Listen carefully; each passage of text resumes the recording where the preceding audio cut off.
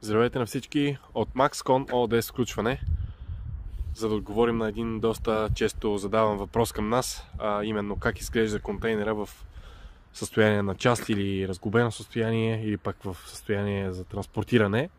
Ето така изглежда. Както виждате, тук може да видите конструкцията, сандвич панелите, покривните, стенните, абсолютно всички. Лайсни, первази, врата, прозорци.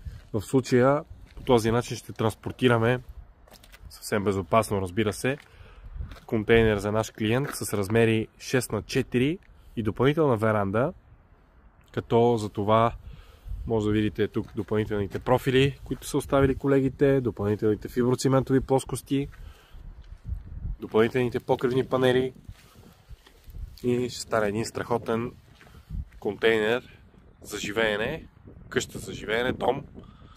Може би след около 2 дни ще бъде изпълнен и този проект.